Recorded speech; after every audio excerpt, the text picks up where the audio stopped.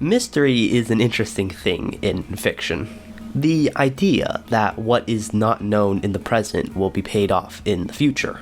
But this can be abused to lead people in circles because they are invested in elements that you aren't.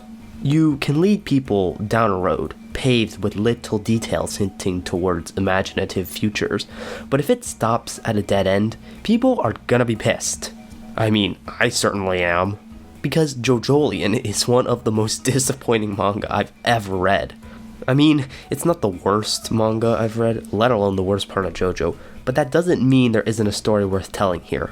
Though I would be wrong in saying that Jojolion was bound for greatness from chapter 1, the early chapters have a certain charm that the rest of the part sorely lacks.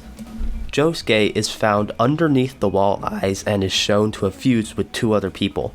Who are those people? Where do the wall eyes come from? How is this connected to previous parts? What did the Higashikata family get in taking in Josuke? These are questions that are very interesting and leave people to speculate long after the chapter is consumed. But once the backstory of Johnny Joestar and Morio is given to us by a random guy on the fucking street, I began lowering my expectations. Though I do need to bring up everything else, because Jojolion is not a jigsaw puzzle, it's a manga, and an iffy one at that. From the outset, Josuke was especially bland.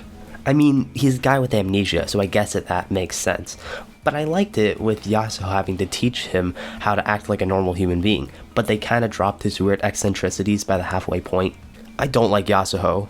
Her character is even more bland than the original Hirose from part 4. She falls in love faster than Yukako, but her and Josuke have absolutely no chemistry. I mean, Araki has always been kinda bad at writing romance into his stories, but here it seems especially forced because she's the main Jobro and the relationship and trust her and Josuke have doesn't feel earned in the slightest.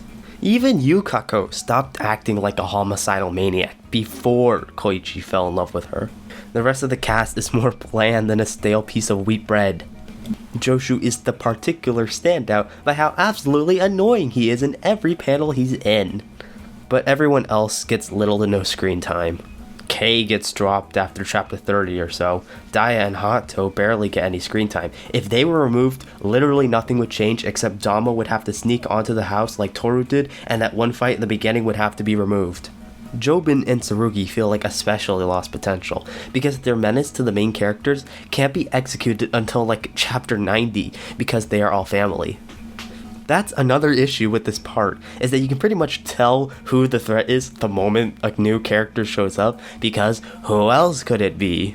I do like Norisuke though. He is sort of the main driving force in the family, and is the one to direct the story to actually make things happen. But other than that, this cast does not give readers much important people that we will be invested in when their struggles are put in our faces to see. So Jojolion was already off to an okay start. I was hooked on Josuke because him integrating into society got me invested, and I wanted to see what Jobin and Tsurugi would come into. And I will say there's a point where Jojolion peaks. Around chapter 50, we are given Josuke's backstory and how he came to be, being a fusion of Yoshikage Kira and Josefumi Kujo. Two characters we don't really care about, but at this point we're introduced to Tomoki Damo, who has relations to Josuke as a person, has one of the coolest stands in JoJo by far, and waltzed into the Higashikata estate and immobilizes pretty much the whole family. From the outset, we know this guy isn't fucking around, and I read the chapters with delight. But after he gets killed and the whole thing resolves, the manga keeps going, and that's where we get to another problem in Jojolion. You see, you can't keep a story going if you have nothing else to tell. Of course, with the time skip, you are essentially starting a new story with new characters who are now aged. But Jojolion doesn't do that. It sort of just hints at new threats for way too long, introduces them with little to no fanfare, and expects us to care like these new arcs were delivered in a satisfying way. Another thing before I go on is how Josuke is handled after Damo is killed. You see, his main goal is accomplished. His main rival is dead. What the hell is supposed to happen now? Well, Araki was like, oh, Holly Kira is dying and she needs the Rakakaka. So all of a sudden, he's super committed to saving this woman who's basically a stranger to him. For reference, in part 3, they at least gave a scene or two of Jotaro acting softer with his mother than other characters, and the main goal was direct and obvious with Dio in Egypt. The Rakaka fruit is one of the most inconsistent goals within JoJo. The Rakaka has so many forms and confusing limitations. By the time Josuke started destroying all of them, even when he could have used them to save Kei or Rai, I didn't even care anymore. And for what? To exchange something negative with something positive? For reference, the Stone Mask turns you into a vampire with super strength, zombification powers, and Dio single-handedly threatened to take over the world, only stopped by a niche set of people with sunshine karate.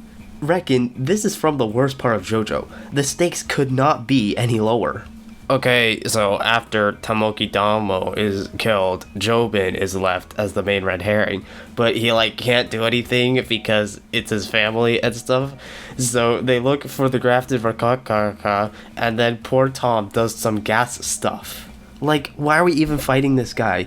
If it didn't affect Jobin, we could have gotten to the Jobin family confrontation sooner, but then the Wonder of You happens and oh my god. Wonder of You has to be one of the sloppiest arcs in JoJo.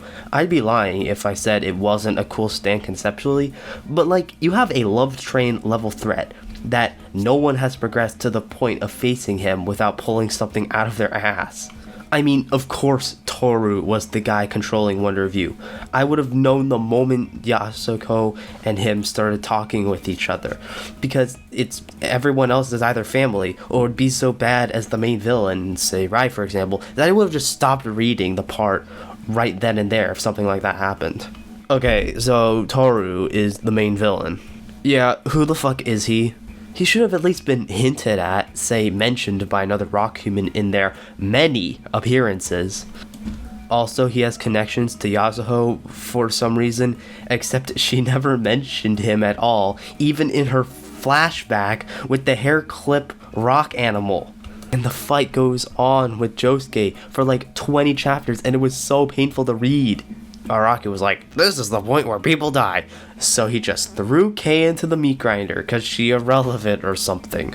The thing is, you can't just introduce a guy, give us a flashback that wasn't foreshadowed in the slightest, and make the audience go, oh my god, no way! His relationship with Yasuho also proves to me how manipulatable she is. Toru saying a couple hookup lines, and Araki draws them in panels the same way he did when Gyro fucking died. I also don't like how the fight just introduces more and more rock animals, similar to Pucci from part 6, but at least the power that Pucci gains was connected to his stand in some form, rather than just being some random organisms that Toru just had at his disposal for some reason. Okay, so Josuke learns from Rai that some spinning bubble or shit, whatever. Also, how does Rai know about this stuff? He's a plant appraiser, not a Naples executioner. And Josuke fires Go Beyond, which is like a bubble that doesn't exist or something, through Parsley Park, and it hits Toru. Wow! He got through Calamity! That's awesome! I'm pretty sure you can tell I don't think this is earned in the slightest. I mean, it doesn't kill Toru, that would have been even more bad. But where did this ability come from? How is it inherent to Josuke at all? Remember when Johnny spent months mastering the spin to bypass a dimensional barrier? And it gives me hemorrhoids knowing that Go Beyond could penetrate Love Train. Okay, so Toru goes to Yasuho after eating the new Rakakaka, and Kato appears out of nowhere, has a stand reveal which is hinted at, but is never fully explained until now, which is basically all along the Watchtower from Purple Haze feedback. It's not plagiarism if you steal from yourself, and just dumps Tsurugi onto Toru, transferring the disease. The amount of ass pull that has just occurred to put this contrived story to an end just goes to show that Araki really didn't know what he was doing from the beginning.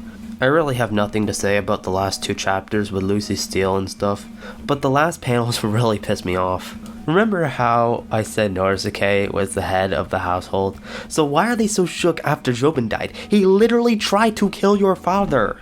Okay, so that's the end of Jojolion.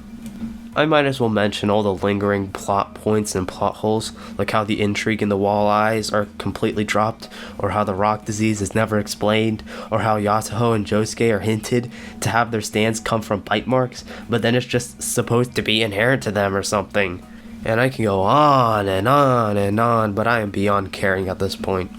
My editor who read Jojolion before says he barely remembers it, and I think that fate is soon to happen to me, because there is very little to grab onto. Except for one thing, and that is JoJo.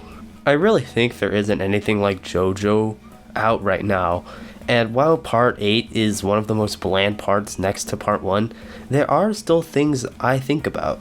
First off, most of the fights are really interesting. Not strategically, because Soft and Wet's abilities become so ill-defined after chapter 30 or so, where he stops stealing stuff, but rather artistically. I feel like this is the part where Araki had the most fun illustrating the battles with cool stands and abstract abilities. It's not for everyone, with the Stagbeal fight being very hit or miss, but I thoroughly enjoyed the combat. I also like the extension of body horror into specific fights and characters, which is probably why I like Rai and Damo so much. And I know it's not official, but the color version really brings Morio to life, similar to the Part 4 anime. Just like the rest of JoJo, you really can't what JoJo brings to the table in other series, which is why, even with all the complaints, that I really do recommend this part. It's not for everyone, and I bet most people aren't as patient as I am, but I'm glad I was able to take away something from this experience, if not this review. But yeah, thanks for watching.